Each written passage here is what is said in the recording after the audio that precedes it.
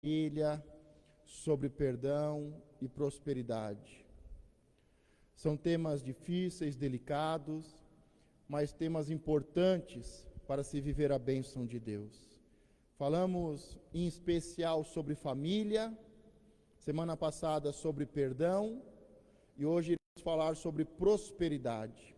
O tema da mensagem atrelado ao tema do ano, Ano de Maravilhas na área financeira. Diga comigo, Ano de Maravilhas na área financeira. E novamente eu repito, são temas importantes, temas difíceis e delicados.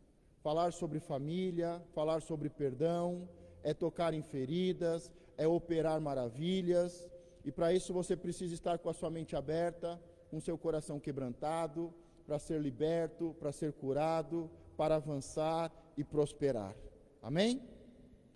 Família, perdão e prosperidade. Vamos falar hoje então sobre o ano de maravilhas na área financeira. Nós acabamos de ler o comecinho do texto de Gênesis 1, versículo 3, e disse Deus. Diga de novo, e disse Deus. Agora deixa eu te perguntar, o que disse você? O que você disse durante essa semana? O que você falou durante essa semana? Quero retomar alguns pontos importantes. Primeiro, eu já falei, gostaria de ressaltar, que começa o livro de Gênesis falando que a terra era vazia, sem forma, que havia trevas sobre ela. E nós sabemos que tudo que Deus faz é bom. Então, algo aconteceu. Algo aconteceu que fez com que a terra ficasse vazia, sem forma, um caos e trevas sobre ela. E aí Deus, além de criar, Ele vai formar. Eu quero mais para frente trazer uma série de mensagens falando sobre Gênesis. E é importante que você entenda que é muito mais do que informação sobre a criação. É sabedoria para que nós possamos começar. E o que eu quero destacar, para que a sua mente comece a abrir, é que quando Deus vai formar a terra, Ele vai criar, Ele vai formar a terra, estava um caos. E a grande pergunta é, por quê? O que aconteceu? O que aconteceu para que a terra estivesse vazia, sem forma, um caos, e as trevas estivessem sobre ela? Tudo que Deus faz é bom. Será que a princípio Deus criou uma terra vazia, sem forma? Será que a princípio Deus criou o caos e uma terra tomada pelas trevas? Nós vamos falar sobre isso. O que aconteceu no princípio? O que aconteceu no princípio? Por que estava desse jeito? Mas aqui no versículo 3, e disse Deus. Nós vamos ver que para que Deus coloque ordem em tudo, para que o caos seja tirado, para que as trevas sejam separadas, desfeitas, Deus começa a dizer, e disse Deus, e falou Deus, e fez separação Deus. Então é muito importante nós entendermos, e quando você lê com calma, você vai ver que Deus vai falando, Deus vai falando, Deus vai falando, e haja luz, e haja separação, e Ele vai falando, e Ele vai dizendo, e Ele vai liberando ordens, mas as coisas não acontecem como muitos pensam. Deus falou, e haja luz, e houve luz. E Deus falou, faça separação, e fez separação. Não, Ele vai falando, e parece que está acontecendo, mas na verdade, se você ler com calma, de forma atenciosa, você vai ler que Ele vai falando todas as ordens, e Ele foi falando, e disse Deus, e haja, e separe, e só depois que Ele falou tudo, é que as coisas começam a ser criadas, começam a tomar forma, começam a crescer. Até que vai falando e aí ele diz, mas ainda não teve ainda o crescimento da terra, não teve ainda as árvores. Por quê? Porque Deus ainda não tinha feito chover sobre a terra. Já é o terceiro, quarto dia. Então Deus, Ele vai pensando, Ele vai falando, Ele vai direcionando, e haja separação, e só depois as coisas vão acontecer. Tira essa ideia louca, mística, religiosa, que Deus falou e aí plim, e aí Deus falou e aconteceu e separou.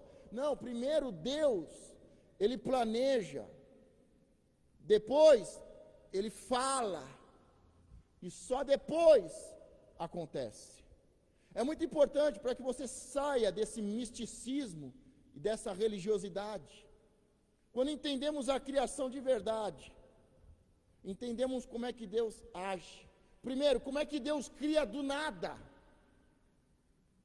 E como é que Deus cria a partir da matéria? Então nós vemos no princípio que existia o quê? Um caos, uma terra vazia, sem forma, o caos, e havia trevas. Mas Deus pensa, Deus planeja e Deus vai dizendo. E só depois as coisas vão acontecer. Eu sei que te enganaram, você acredita que para cada dia Deus falou que o dia foi bom. Deus terminou o primeiro dia e disse, é bom. Mas, se você ler de forma atenciosa, você vai ver que teve um dia que Deus não falou que era bom.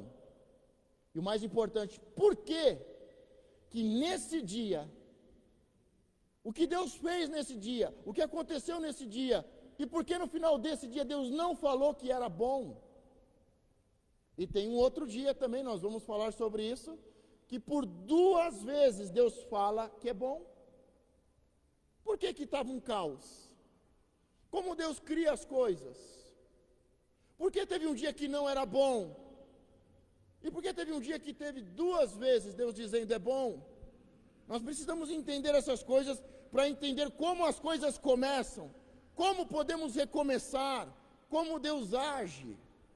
Não de forma religiosa, mística, mas dentro de um plano de Deus. Mas o que eu quero te dizer é que todo caos será desfeito da tua vida, amém? Que para cada dia ruim, o Senhor te dará 2 dias bons, amém? E que você, o mais importante, que você vai aprender a pensar, planejar e executar segundo os princípios de Deus. Diga, o caos vai ser desfeito. Diga de novo, o caos vai ser desfeito. Diga, para cada dia ruim, Deus me dará 2 dias bons. E eu vou aprender a pensar, planejar, segundo os princípios de Deus. Eu não vou simplesmente ir fazendo, caminhando, vivendo, fazendo, caminhando, deu certo, deu errado e no final um caos. Não. Pensar, planejar, direcionar e depois executar debaixo dos princípios. É assim que Deus faz. Nós temos que entender isso. Diga, e disse Deus, em Gênesis 3:9, e chamou o Senhor Deus a Adão e disse-lhe, onde estás? Onde estás? Deixa eu te perguntar, aonde você está? Alguns estão, pastor, eu estou no mundo da lua. Pastor, eu viajei na maionese. Pastor, eu estou tão preocupado que eu nem consegui agora me concentrar no que você falou, pastor. Estou aqui viajando. Estou aqui, viajei na maionese, estou no mundo da lua. Pastor, olha, estou lá nas contas, lá em casa, nos problemas. Aonde você está? Essa foi a primeira palavra de Deus para o homem. É uma palavra de resgate. Nós sabemos que a palavra, que o verbo se fez carne, e que Jesus é o verbo, é a palavra, e é a palavra enviada. Quando Deus diz, Adão, aonde você está? É a palavra de Deus indo resgatar o homem. Mas tudo começa, ou recomeça na vida de uma pessoa, aonde você está? É óbvio que Deus não está perguntando geograficamente. Deus não precisa de um GPS. Deus não está querendo saber atrás de que árvore Adão se escondeu. Deus está querendo saber aqui dentro, aonde você se perdeu aqui dentro. Aonde você se perdeu aqui dentro. Aonde você se perdeu, aonde você está. Fisicamente, geograficamente, Deus sabia. Mas para que haja um resgate, para que haja um começo, um recomeço, Deus pergunta, aonde você está aí dentro? Aonde você se perdeu aí?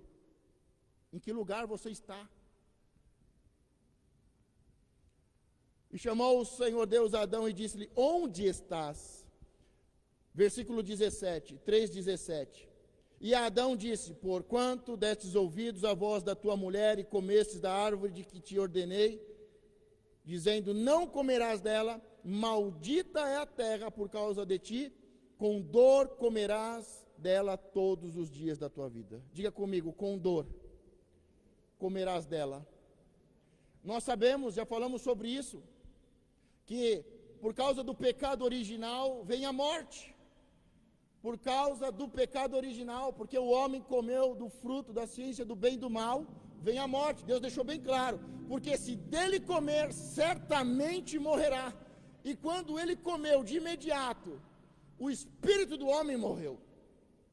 E a alma e o corpo entram num processo gradativo, num processo lento e gradativo de morte, de envelhecimento, de adoecimento e de morte. Mas quando eles comeram, naquele mesmo dia certamente morrerão, diz o Senhor. Eles comeram, o espírito morreu. A alma e o corpo começam a envelhecer, a adoecer e morrer. Mas teve um agravante. Porque isso aconteceria se Adão comesse. Eles morreriam. Mas teve um agravante, teve algo muito pior. Que foi o quê? A quebra da ordem e da hierarquia de Deus. Na criação dos 6 dias, Deus coloca ordem em tudo. Deus coloca ordem em tudo. Deus estabelece a ordem, Deus tira o caos, Deus coloca princípios. E porque quebrou esse princípio, a terra se torna maldita.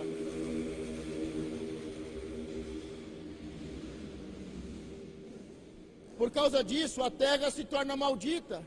E o homem vai ter muitas dores para ter uma colheita abundante, para ter uma grande colheita. O homem vai trabalhar, vai cultivar, vai preparar a terra, vai semear, mas a terra não vai mais ser como, não é mais o jardim no Éden.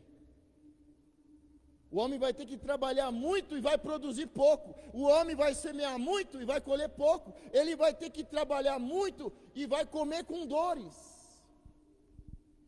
Por causa de ti, não comerás dela. Maldita é a terra por causa de ti. Com dores comerá todos os dias da sua vida. Sabe que eles são expulsos do jardim? O jardim é uma espécie de santo dos santos, porque havia um jardim plantado por Deus, e havia uma selva. Então, ali, o jardim era como o santo dos santos.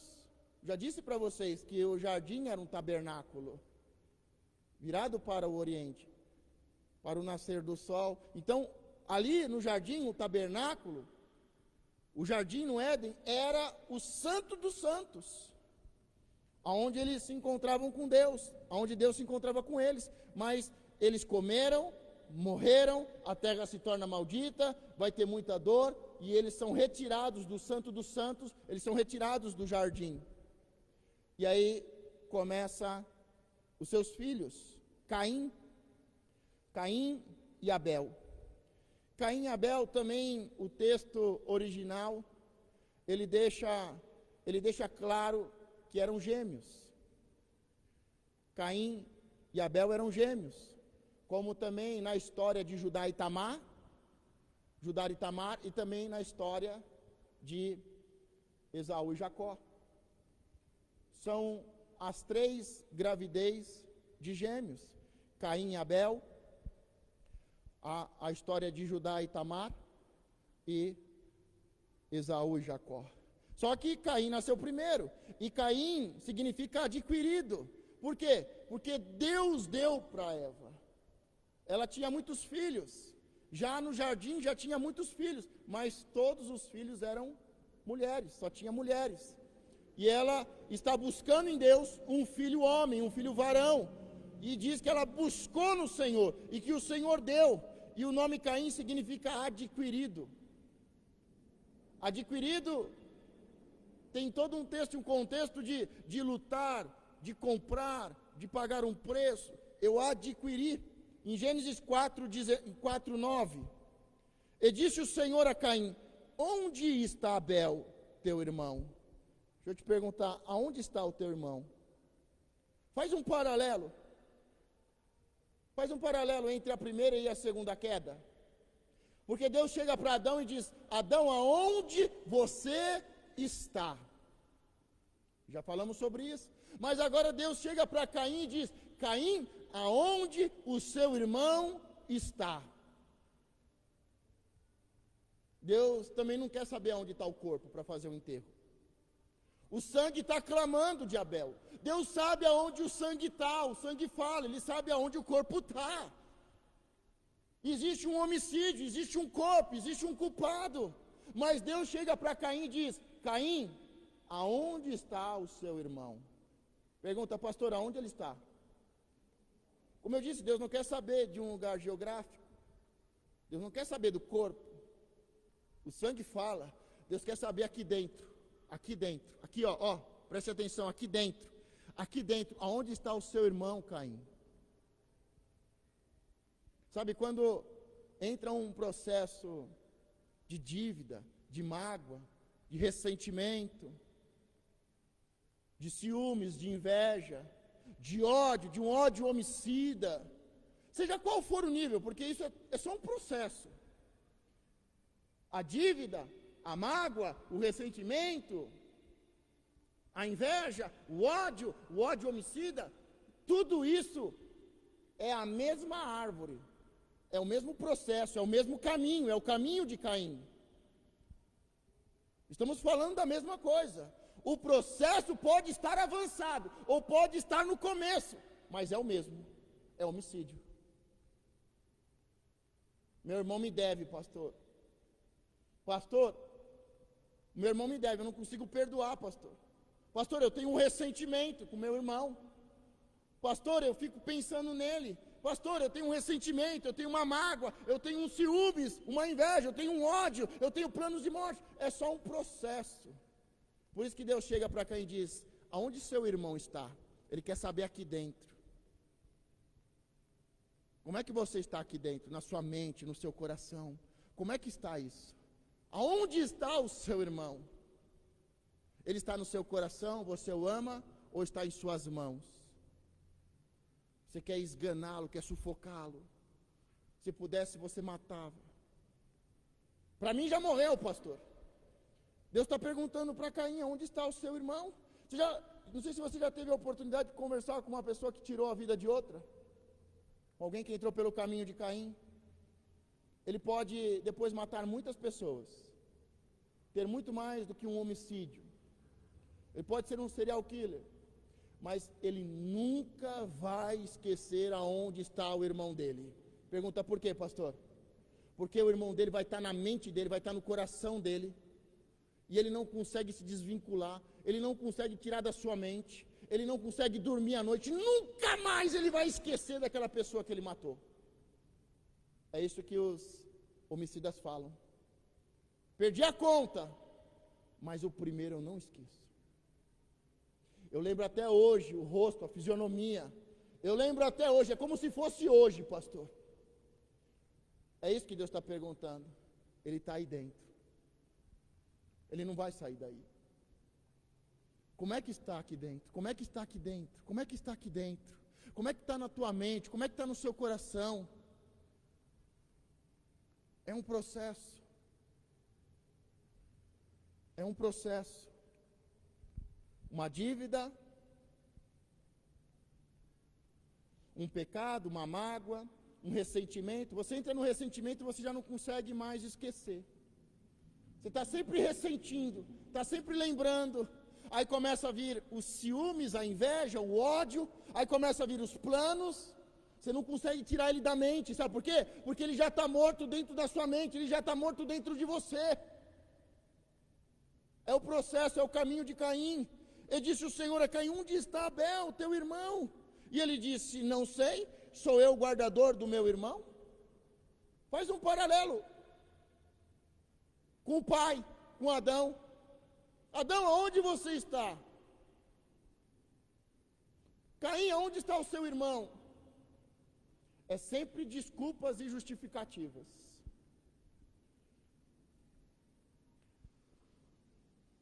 Em Gênesis 4, 10, 16, e disse Deus: que fizeste? A voz do sangue do teu irmão clama a mim desde a terra, e agora maldito és tu, desde a terra, que abriu a sua boca para receber da tua mão o sangue do teu irmão.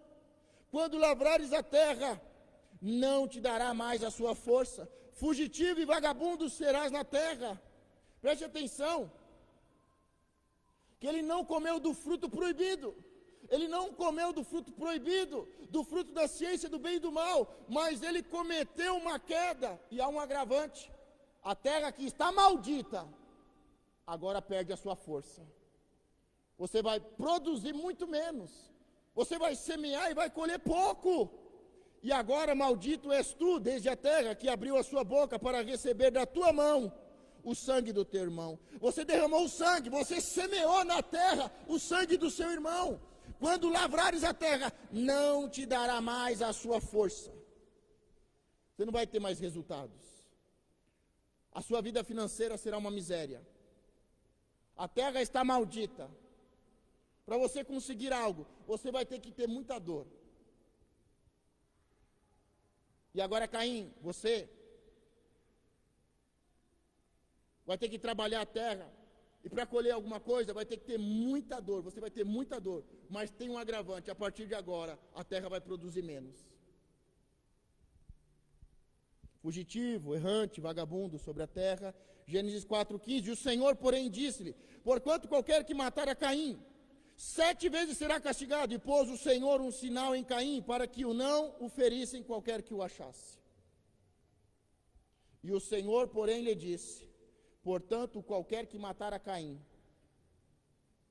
diga: o Senhor não aceita a vingança. Diga: a vingança pertence ao Senhor. Deus coloca um sinal em Caim. Para quê? Para que ninguém se vingue dele.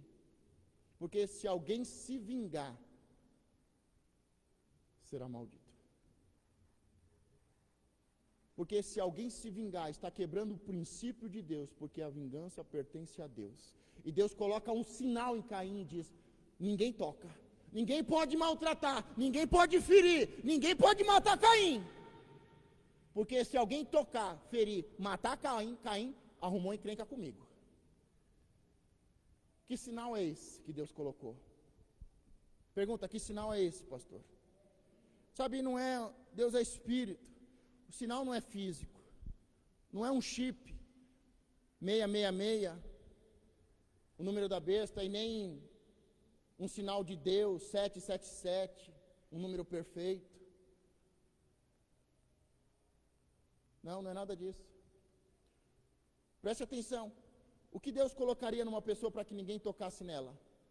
O que Deus colocaria numa pessoa para que ninguém a ferisse, para que ninguém a tocasse, para que ninguém a matasse?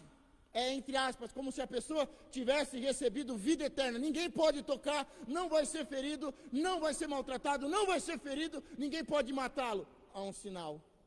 Que sinal é esse? Pergunta: qual, pastor? É o sinal do Espírito Santo. Deus colocou do seu Espírito em Caim. Ele marcou Caim com o seu espírito, com o espírito da vida, para que ninguém o maltratasse, ninguém o ferisse, ninguém o matasse. E ele deixa bem claro: a vingança me pertence. Ninguém toca em Caim. Pergunta: por quê, pastor? Porque Caim foi adquirido. Caim tem um chamado, Caim tem um propósito. Deus deu Caim. Caim significa adquirido, é o primeiro homem gerado na terra, e ele traz os dons. Enquanto seu irmão Abel cuidava de animais, pecuária, Caim era agricultura. E dentro dele, e com a genealogia dele, vai vir os dons que são fundamentais para a terra. Dos filhos de Caim vai nascer, e ele é responsável e dele vai nascer filhos que vão cuidar da agricultura. Você não conhece um agricultor, um grande proprietário de terra, que não tenha uma história de desgraça, de homicídio. Pode perguntar para qualquer pessoa que tem grande quantidade de terra, que ele vai te contar uma história familiar de homicídio. Porque essa maldade persegue até hoje. Então ele tem nas suas mãos, ele tem a habilidade da agricultura. Ele tem nas suas mãos a habilidade da edificação. Ele vai ser o primeiro a edificar cidades. E os seus filhos serão músicos, serão adoradores. Ele vai ter filhos que vão cantar, tocar, fazer poemas, que vão fazer a parte de músicas e de arte. Escritura, poemas, músicas, instrumentos, e também um dos filhos de Caim, Tubal-Caim, ele vai ser o primeiro a fazer armas cortantes, instrumentos de corte, ou seja, faca, espada, machado. Então Caim recebe um sinal de Deus. Ele foi adquirido, ele é o primogênito, mas ele se desviou. E quando ele comete um homicídio, Deus coloca um sinal, Deus coloca do seu espírito. Ninguém pode matar. Por quê? Pergunta por quê, pastor? Só para quem perguntou. Porque os planos de Deus não serão frustrados. Enquanto esses dons não passarem para a mão das pessoas boas, Deus não permite que Caim morra. Mas quando esses dons, agricultura, edificação, parte imobiliária e a parte de artes e armas de corte, instrumentos de corte, passarem para outra geração, para homens bons, Deus não permite que Caim morra e que ninguém o mate. E quando é que isso vai acontecer? Preste muita atenção. Portanto, qualquer que matar a Caim, 7 vezes será castigado. E pôs o Senhor um sinal em Caim para que o não oferecesse qualquer que o matasse. Aí vem os filhos de Caim, nasce um Lameque, um poderoso. E nós sabemos que na antiguidade tem os homens que eram chamados poderosos. Os famosos da antiguidade, os poderosos, os grandes, os gigantes. Poderosos. Lameque significa poderoso, famoso, poderoso. Gênesis 4:19. E tomou Lameque para si 2 mulheres. Aí vem a terceira queda do homem. O nome de uma era Ada, ornamento. E o nome da outra, Zila, significa sombra. Gênesis 4:22. E Zila também deu à luz a Tubal-Caim. Tubal-Caim significa confusão. Mestre de toda obra de corte e ferro. Mestre de todo instrumento de corte. E a irmã de Tubal-Caim, o nome foi Noemi, e Tubal-Caim foi Noema, que significa doce. Nós vamos ver o nome dessa mulher aqui na genealogia, e você sabe que toda vez que entra o nome de uma mulher numa genealogia, algo muito importante está acontecendo. É só nós lermos o livro de Ruth, Moabita, mas da descendência de Ruth, vem Davi e vem Jesus. E Deus pega uma mulher e usa a genealogia dela para trazer o trono de Davi e depois Jesus. E aqui, quando fala do Lameque, o poderoso, e fala das suas 2 mulheres, e fala do seu filho Tubal-Caim, que é confusão, e da confusão se vai para a Torre de Babel, mas antes cita o nome de uma mulher, e a irmã de Tubal-Caim foi Noema, que significa doce, uma mulher doce. Deixa eu perguntar só para as mulheres, você está doce ou você está amarga? As pessoas quando olham para você, o que elas falam? O que seu marido tem falado? Seus filhos têm falado? Minha mãe sempre foi uma mulher muito doce, mas no final da sua vida ela estava tão amarga, que eu falava para ela: mãe, o que está acontecendo? Você está com tantas dores, você está tão amarga. Você é uma pessoa amarga ou uma pessoa doce? Pastor, como é que eu sei se eu estou amargo ou se eu estou doce? Porque quando uma pessoa é amarga, as pessoas se espalham, as pessoas se escondem. As pessoas não querem nem visitar a avó, não querem visitar o pai. Uma pessoa amarga, as pessoas fogem. Mas uma pessoa doce atrai todo mundo. É fácil saber se você está doce ou se você está amarga. E aqui fala o nome dessa mulher, Noema. E cita o nome dela, e os historiadores dizem que citam o nome dela porque ela vai ser a mulher de Noé. E o plano de Deus e toda a habilidade que Deus deu para que a humanidade fosse levantada e edificada, vai sair da genealogia de Caim e vai agora fazer parte da família de Noé. Aí Noé, que não era, Noé era o quê? Pecuária, agricultura. E aí ele vai ter o quê? A agricultura. Ele vai ter depois a agricultura, depois ele vai ter o quê? A construção, vai construir, vai edificar o barco, a arca de Noé. Para isso vai ter que ter armas de corte. Então você vê que tudo que Deus tinha dado para Caim, em 2, 3 gerações, passa-se para outra árvore genealógica. Está agora na família de Noé. Porque aquilo que Deus dá, e o plano que Deus tem não será frustrado.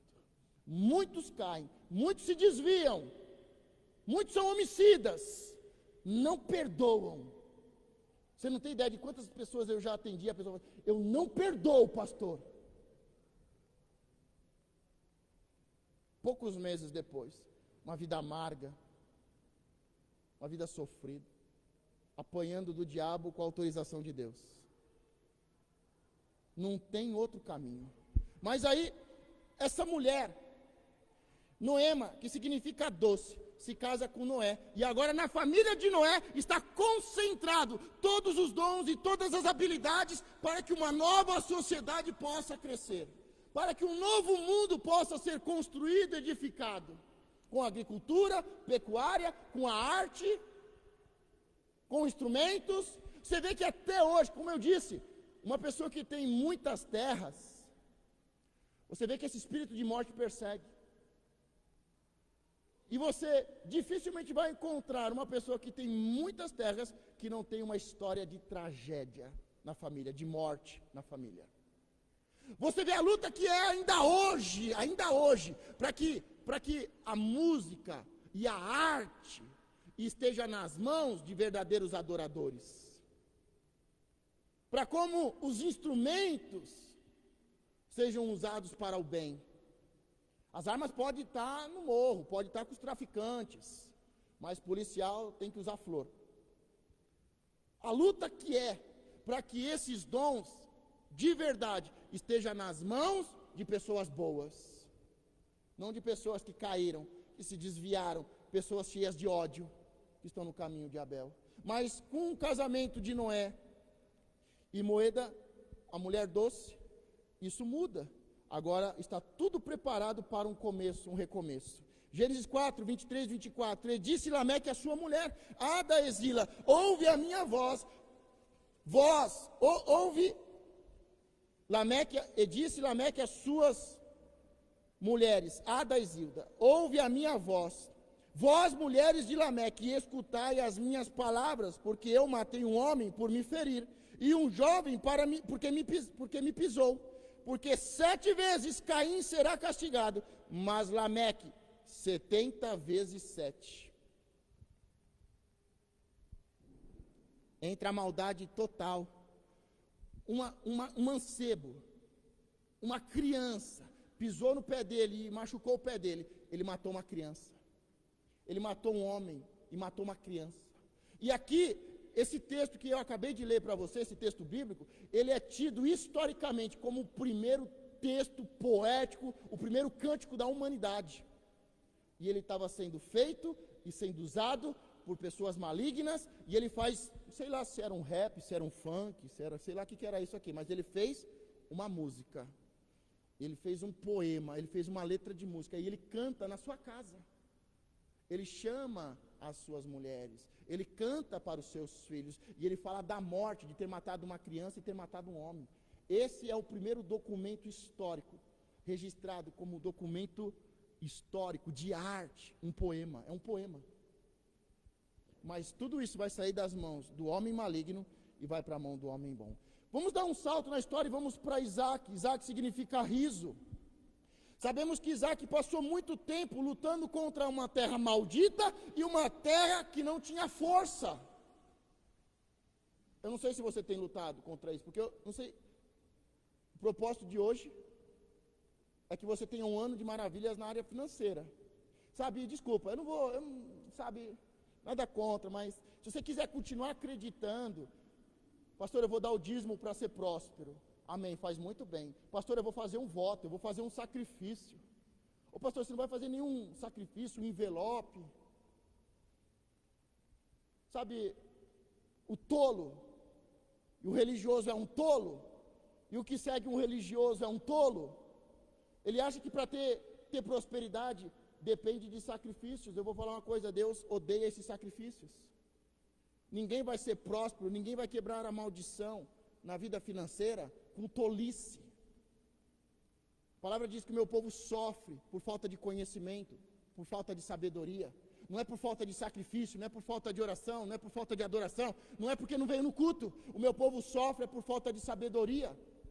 E ele pega, e Isaac está muito tempo sofrendo com uma terra maldita e que não tem força. Ele trabalha e só tem dores. Mas ele vai lutar contra essa esterilidade. A esterilidade está sobre ele, sobre a sua casa e sobre a terra. E ele vai lutar contra isso. E essa maldição não é quebrada com brincadeira. Essa maldição não é quebrada com feitiçaria. Essa maldição, essa terra seca, improdutiva, essa vida miserável, não se quebra com voto, com brincadeira, com religiosidade. Se quebra com sabedoria.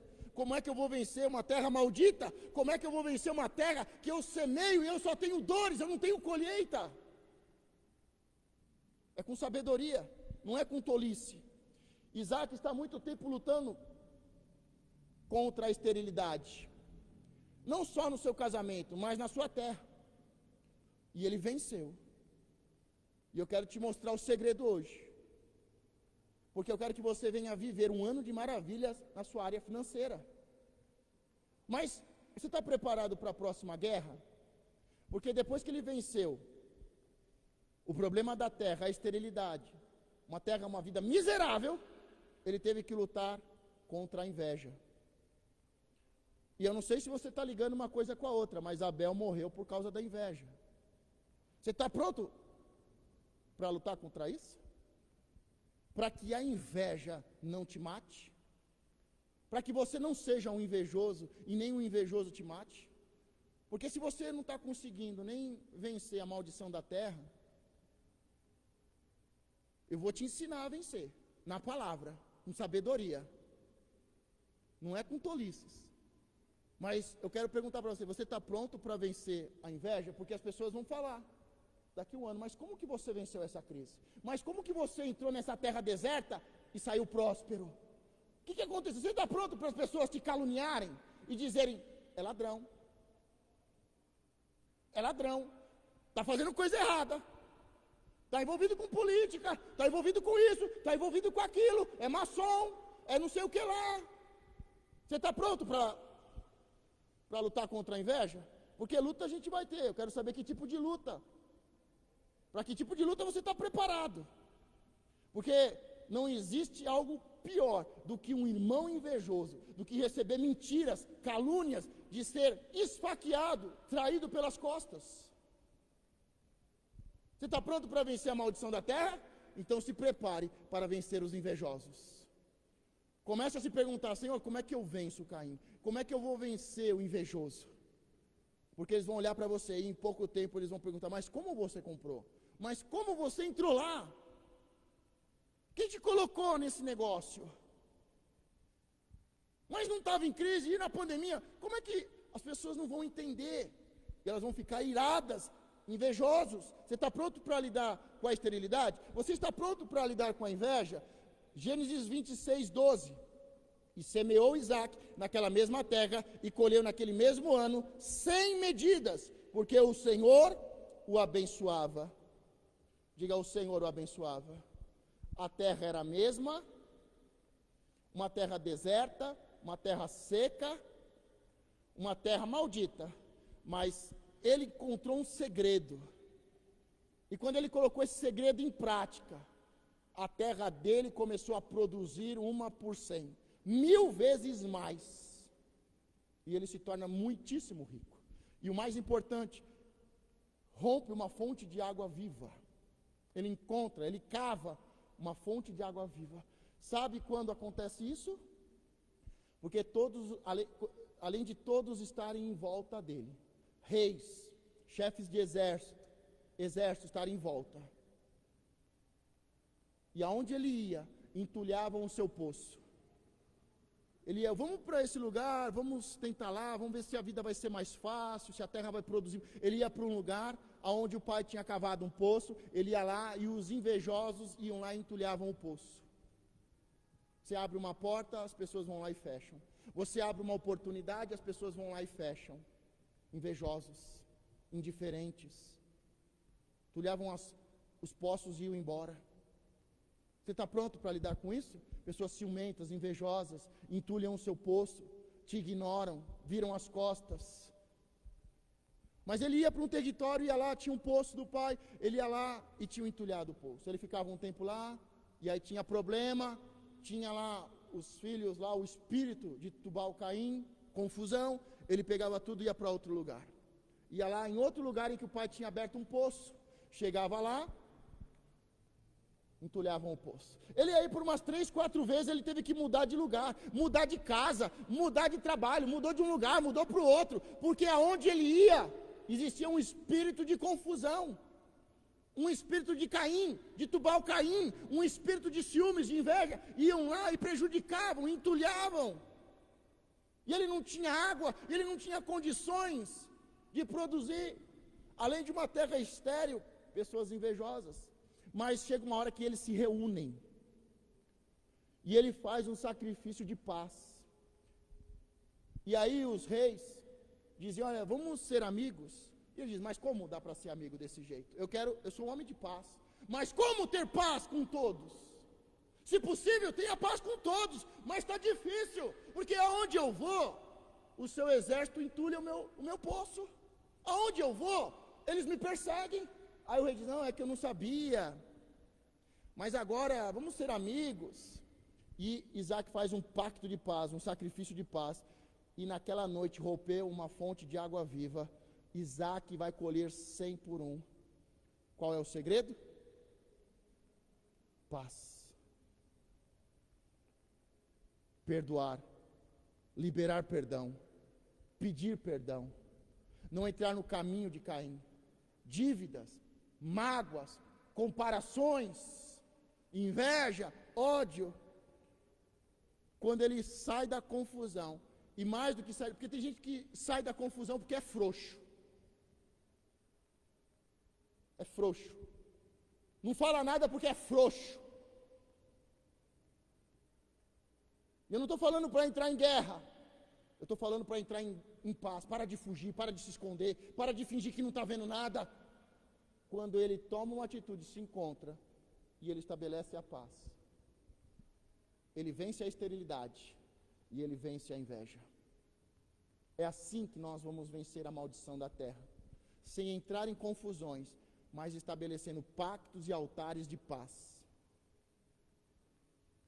Se possível, tenha paz com todos. Para de fugir, para de se esconder. Porque Isaac queria ser um Adão, se esconder atrás das árvores, fraco, frouxo, fugitivo, errante. Ele não estava fugindo para não entrar em confusão, ele estava fugindo porque era fraco, frouxo. Mas quando ele assumiu, teve coragem, e falou, vamos olhar olho no olho, vamos conversar, vamos resolver. E aí teve paz. Tem pessoas que, não, eu sou de paz. Não, você é frouxo, fraco. Você não tem condições de sentar e conversar, olhar no olho, olhar no olho. Olhar olho no olho e dizer, eu errei, você errou. Aconteceu isso e você nem sabe. Não é que você é de paz, é frouxo. Tem muito homem que é frouxo. Mas quando a gente tem coragem e faz um sacrifício de paz, a gente vence a esterilidade e a gente vence a inveja. Isaac venceu. Nós falamos que Isaac semeou e colheu, Salomão, ele fala sobre sabedoria, em Provérbios 6, do 16 ao 19. Estas 6 coisas Deus odeia, diga, Deus odeia. O problema é que tem gente que ama. Tem gente que Deus fala, eu odeio, a pessoa diz, eu amo. Deus fala, eu não tolero, tem gente que diz, eu tolero.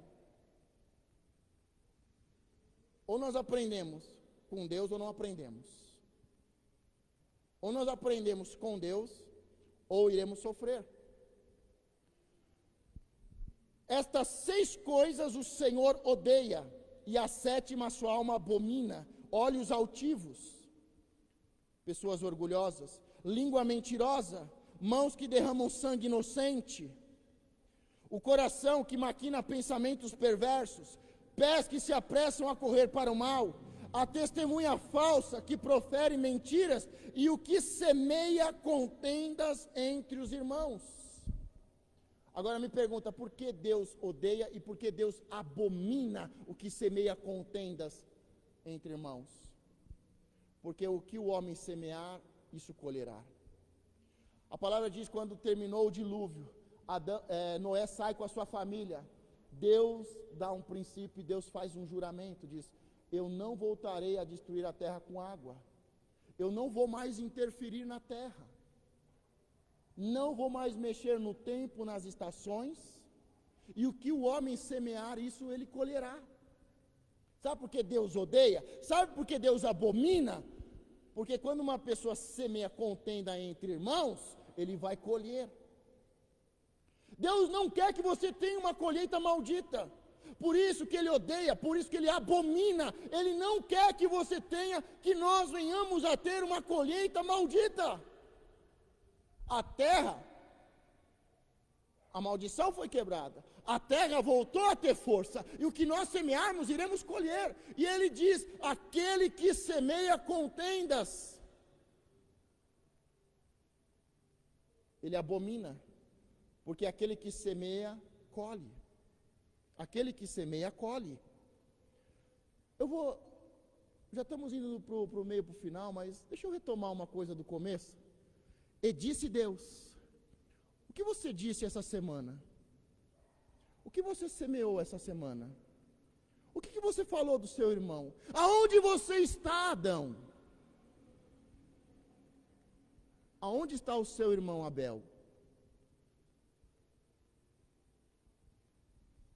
Vamos prosseguir. E o que semeia contenda entre irmãos. Tiago 3, ele vai falar sobre a língua, ele diz, é o menor órgão do corpo humano, mas é o mais poderoso. E ele compara a língua como uma faísca de fogo, que apenas uma faísca de fogo pode incendiar toda uma floresta. Uma única palavra pode destruir tudo. As pessoas dizem, pastor, eu faço tudo certo. Ninguém fala nada, mas eu faço uma coisa errada. É porque essa uma coisa errada incendiou tudo. Uma coisa certa que você faz, você coloca uma pedra sobre a outra. Sim, você fez muitas coisas boas, mas uma palavra errada incendeia tudo, destrói tudo. Será que não há sabedoria para entender isso? Eu fiz muito tempo, eu fiz tudo certo, eu só fiz uma coisa errada. Só que essa coisa errada que você fez, destruiu tudo. Essa única coisa errada que você fez, Deus odeia, Deus abomina. Não é Deus que é injusto, é nós que não queremos entender como Deus pensa, como Deus julga. Sabe, quando eu tive aula de direito, o professor, ele dizia, olha, se você estiver nos Estados Unidos, antes de matar uma pessoa, veja bem aonde você está. Porque dependendo do estado, você vai para a pena de morte. Em outros, você vai cumprir em 10, 15 anos. Você tem que saber aonde você está. Você tem que entender o mundo espiritual. Você tem que saber a lei de Deus, a lei de aonde você está. Você não está no físico, você está no espiritual. Você tem que entender o que Deus odeia, o que Deus abomina. E parar com essas criancices. Eu fiz tudo certo. Uma coisa só. Deus é tão injusto. Porque uma coisa que você fez destruiu a vida de muitos, destruiu uma floresta inteira, destruiu uma cidade inteira. E muitas vezes somos imaturos. E em Tiago 3 ele fala sobre a língua, sobre o menor órgão do corpo humano, mas o mais poderoso, que ele pode destruir um bosque inteiro. E ele compara e diz, olha um cavalo, olha a força de um cavalo, mas um aparelho que se coloca sobre a língua, você domina e você direciona o cavalo do jeito que você quer. Você domina e você direciona um cavalo poderoso com apenas um instrumento que se coloca sobre a língua. Fala, olha, está vendo um grande navio? Olha o tamanho do leme. Você controla a direção do navio, a velocidade e a direção com um pequeno leme. E ele diz, uma pessoa que sabe o que fala é poderosa. Na antiguidade tinha os poderosos. E os poderosos faziam música, faziam arte, faziam instrumentos de corte. E se achavam poderosos porque matavam. Tiago diz, o poderoso de verdade não é aquele que tem unção. Poderoso de verdade não é aquele que tem unção, não é aquele que tem fé. O poderoso é aquele que domina a sua língua. Se um cavalo é dominado pela língua, se um grande navio é direcionado pelo leme, nós temos que entender o poder da língua. Na língua está o poder da vida e da morte. O que você mesmo falou essa semana? O mais importante, o que você falou sobre você mesmo essa semana? Porque são sementes. Jesus Cristo, na parábola do semeador, Mateus 13, do 19 ao 23. Escutai vós, pois a parábola do semeador, ouvindo alguns a palavra do reino, e não a entendendo, vem o maligno e arrebata o que foi semeado no seu coração. Este é o que foi semeado ao pé do caminho. Mais importante do que semeamos, é onde semeamos. E aqui Jesus, ele traz uma parábola e ele traz uma explicação. Nós sabemos que a terra é o homem, porque o homem veio da terra, e a semente é a palavra de Deus. Mas tem pessoas que recebem a semente para uma grande colheita, mas não entende nada. Não entende nada. Você está falando de coisas espirituais, a pessoa está achando que é natural. Você está ensinando, a pessoa está achando que você está dando uma indireta para ela. Não entende nada. Não entende nada. A semente é liberada, mas o inimigo vem e rouba. Quando é que o inimigo rouba a mensagem? Quando você não entende a mensagem, quando você não entende, quando você não ouve, quando você não dá crédito, quando você acha que é pessoal, quando você acha que é natural. Não é semente, são palavras. Não é a terra, é o homem que veio da terra, é você, é a semente, é a palavra de Deus. Mas a semente de Deus, que é poderosa, se você não entender, se você continuar com uma mente humana, mundana, e não entender, o diabo rouba a semente, não tem colheita. Ou nós começamos a buscar a palavra de Deus de forma verdadeira, ou o inimigo rouba a semente. Porque tantas pessoas, 20, 30 anos na igreja, não conseguem romper na vida financeira, e faz voto, e é dizimista, e faz sacrifício, e faz o voto do culto da virada, e faz o voto da fogueira, e faz não sei o quê. Tem gente até que desistiu de ser dizimista e ofertante, porque continua miserável. E não entende que o que você está colhendo não é o dízimo, porque o dízimo repreende o devorador. Mas é o que você fala. A sua vida financeira tem muito mais a ver com o que você fala do que com o que você sacrifica. Eu não estou anulando o dízimo e a oferta e o voto sacrifício. E isso está intimamente ligado, nós vamos terminar falando sobre isso. E aí o texto continua, o que foi semeado em pedregais é o que ouve a palavra e logo recebe com alegria, mas não tem raiz em si mesmo. Antes é de pouca duração, e chegando a angústia e a perseguição por causa da palavra, logo se ofende. Ele diz, olha, tem pessoas que não colhem, sabe por quê? Porque não perseveram. Tem muita pedra.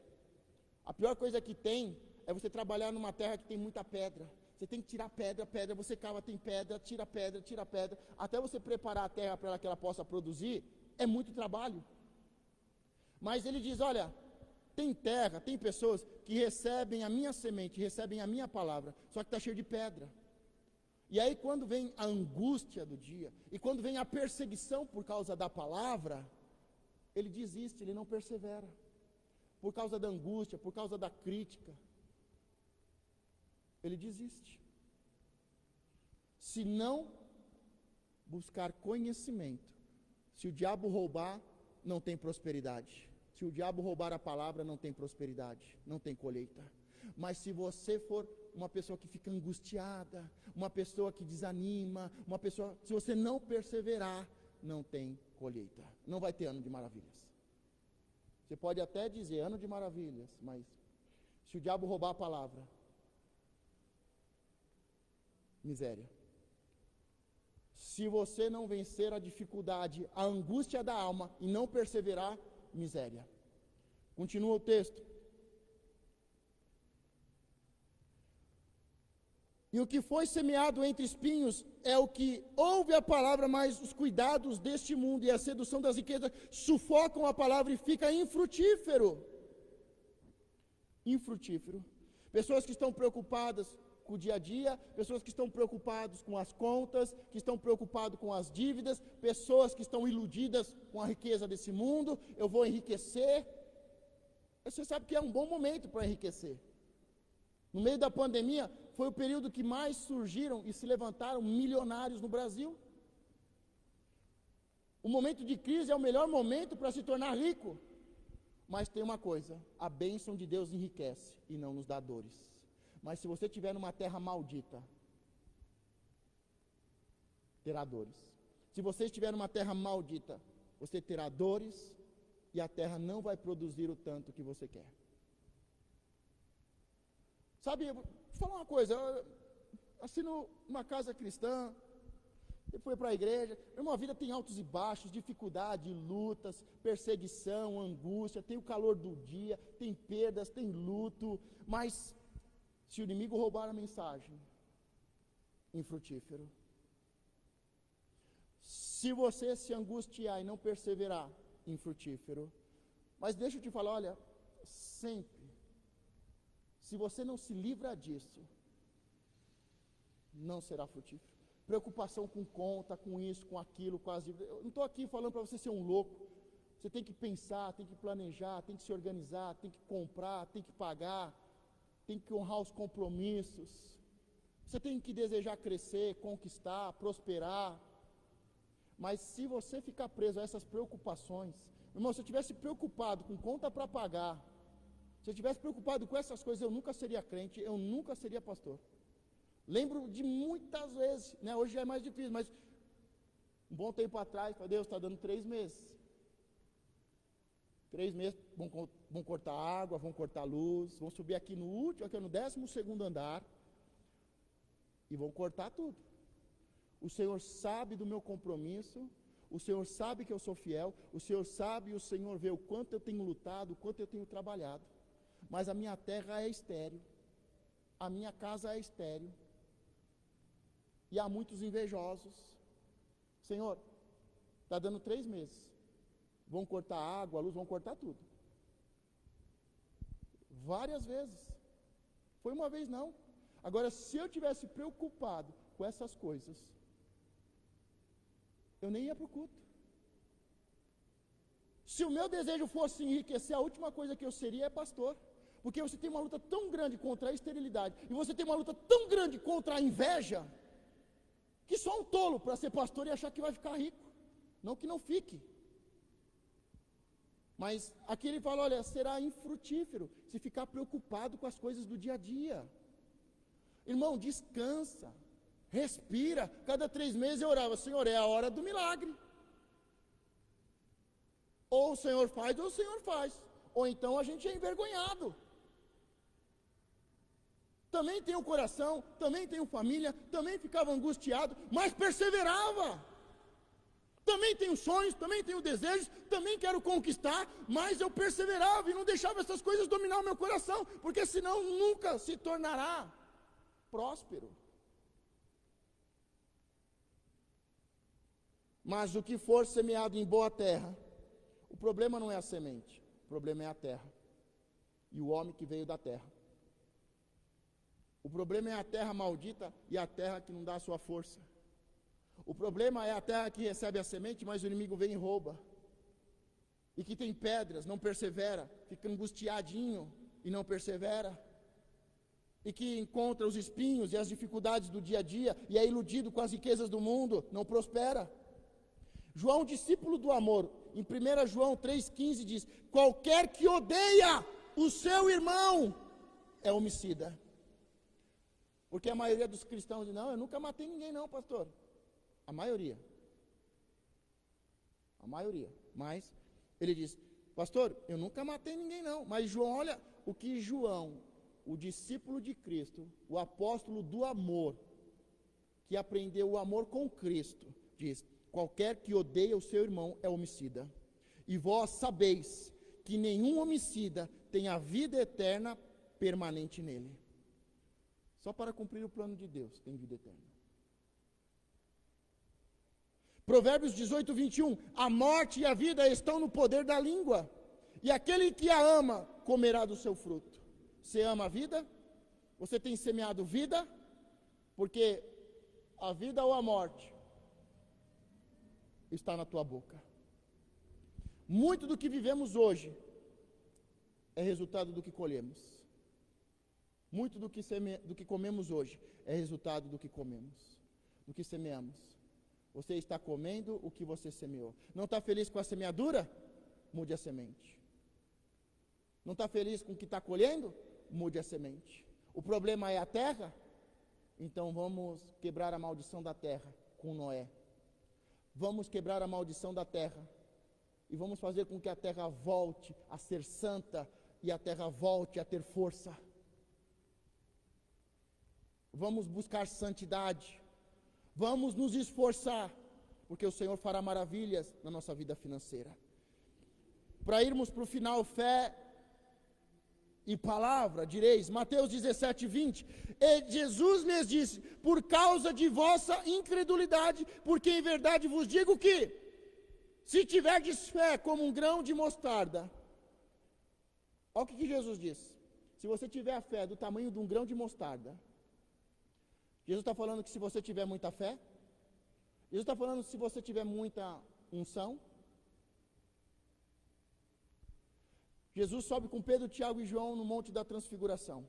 É um encontro internacional, sobrenatural, juntou céu e terra. Está lá Jesus, Pedro, Tiago e João, em um congresso internacional. Sobrenatural. Os dois preletores chegam, Moisés e Elias. A glória de Deus cai sobre aquele lugar. Eles descem o monte. Quando eles descem o monte, encontram os outros discípulos querendo expulsar um demônio de uma criança. E nem os discípulos, e nem os escribas e fariseus conseguiram expulsar o demônio. Jesus diz: geração incrédula, geração perversa. Você acha que Jesus ia chamar alguém de geração incrédula, geração perversa? Será que Jesus ia te chamar de perverso porque você não consegue, porque você não expulsa um demônio? Eu não consigo expulsar um demônio, pastor. Perverso. Você acha que é isso que Deus está falando? A grande questão é, você pode expulsar um demônio e você não expulsa. É por isso que Jesus diz: incrédulos e perversos, podendo fazer o bem, não fazem. Porque ele diz: ó, se vocês... Porque os discípulos dizem: por que nós não pudemos expulsar o demônio? Jesus fala: vocês são incrédulos. Porque se vocês tivessem a fé do tamanho de uma semente, quem é que não tem uma fé? Se eu tiver aqui com uma semente de mostarda, que é uma das menores sementes, daqui você não consegue enxergar. É como se você olhasse para mim e falasse assim: o pastor não tem fé não, pastor não tem fé não. Porque a minha fé é tão pequena, que daí você não consegue enxergar. É isso que Jesus está falando. Jesus está falando: se vocês quisessem, se vocês falassem, o demônio sairia. Mas ele diz: vocês precisam vencer esta casta de demônio, com jejum e oração. Jesus expulsou o demônio, e Jesus não orou, e Jesus nem jejuou, mas expulsou o demônio. Sabe por quê? Porque Jesus disse. Jesus não tinha orado e Jesus não tinha jejuado. Ele não orou, ele só mandou o espírito embora. O espírito foi embora. Jesus disse: sabe por que vocês não expulsaram? Porque essa casta de demônios, essa incredulidade, essa perversidade, essa maldade só sai com oração e jejum. Ele diz: porque se tiver uma fé como um grão de mostarda, você precisa de muita fé? Jesus não falou que você precisa de muita fé, não. As pessoas podem olhar para você e não tem fé nenhuma. De tão pequena que é a sua fé. Ele disse: se a sua fé for como um grão de mostarda, e Jesus lhes disse: por causa de vossa incredulidade. Como é que eu vou vencer a incredulidade? Com oração e jejum. Porque em verdade vos digo, que se tiverdes fé como um grão de mostarda, direi a este monte: passa daqui para colar, e há de passar, e nada vos será impossível. Você precisa de uma fé grande ou você precisa dizer? Porque eu não sei se você percebeu o segredo. Direis a este monte. Ele não está falando que você tem que ter uma fé grande. Ele falou: se você tiver uma fé pequenininha, mas você disser, se você der uma ordem, se você abrir a sua boca, o monte sai daqui e vai para lá. Presta atenção, porque ele está falando de um monte. Você sabe que monte na Bíblia significa principados e potestades, autoridades, governadores espirituais. A nossa luta não é contra carne e sangue, é contra principados e potestades, nas regiões celestiais, espíritos dominadores. Então, quando ele fala monte, ele está falando de uma autoridade espiritual muito grande. Ele está falando de um príncipe dos demônios. Você acha que você precisa de fé para expulsar um demônio? Você acha que você precisa de fé para vencer esse problema? Jesus diz: se a sua fé for pequenininha e você disser. O problema não é a fé pequena. O problema é que a gente não fala. Você quer comprovar isso? Eu falo: vamos nos levantar, porque você é fiel. Você está aqui, você é crente, você é dizimista, em nome de Jesus, porque tem uns que até hoje não é, mas você está aqui, você é firme, você é fiel, você é forte, você tem fé, você adora, você abre a sua boca, você faz, mas quando você falar: vamos nos levantar e agora ore pela sua casa, a maioria não consegue nem abrir a boca, e aí não consegue entender por que esse monte não sai de lá, porque esse demônio ainda continua dominando a sua casa, porque precisa de alguém que fale. Sabe por que eu colho muito? Porque eu duvido que tenha alguém que ore mais por você do que eu. Eu duvido que tenha alguém que semeie mais bênção na sua vida, que mais profetize na sua vida do que eu. E o que o homem semear, isso colherá. Agora, você tem orado da mesma forma por mim? Aonde está o seu irmão? Aonde está o seu pastor? Você tem orado por mim? Você tem me abençoado? Você tem orado e abençoado o seu irmão? Porque o que você semear, você colherá. Você pode ter uma fé pequenininha, mas você está dizendo? Tem gente que tem uma fé pequenininha. Tem gente que tem uma fé tão grande que está endemoniado. Esses dias vi um vídeo de um pastor e ele tinha uma fé muito grande. Muito grande. Tinha muita unção. Expulsava muitos demônios. Mas ele chegou numa reunião de pastores e aí caiu a glória de Deus, ele caiu endemoniado. Um pastor que expulsava demônios. Um pastor cheio de fé, cheio de unção. E aí ele caiu endemoniado, ele levantou uma ira tão grande, e o pastor perguntou: quem é você, o que você faz? Eu fiz 40 dias de jejum. Aí o pastor disse para o pastor que estava endemoniado: você fez 40 dias de jejum? Eu fiz muito mais. O orgulho, a soberba. Meu irmão, você ser um grande homem, uma fé grande, uma unção muito grande, só pode te levar à soberba.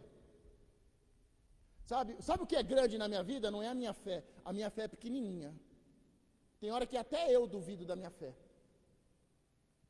Eu vivo falando: Senhor, me ajuda na minha fé, Senhor, porque a minha fé é tão pequenininha. A minha unção, toda hora lutando para ter unção, para ter mais unção. Mas sabe o que é grande na minha vida? É o meu Senhor. Tem gente que tem uma fé grande, tem uma unção grande, mas não tem o Senhor. Sabe, conversando com um pastor que fazia milagres, sabe o que é milagres, maravilha? Você fala: meu Deus do céu, não acredito que isso aconteceu na minha frente. Ele dizia: ô Marcos, vou te falar a verdade, você não tem ideia de quantas vezes eu vou orar por alguém que, por exemplo, está na cadeira de roda, eu sou tomado por uma dúvida, por uma incredulidade, não sei nem como que ele como que Deus cura, porque eu não tenho fé nenhuma. Eu chego lá e estou cheio de medo.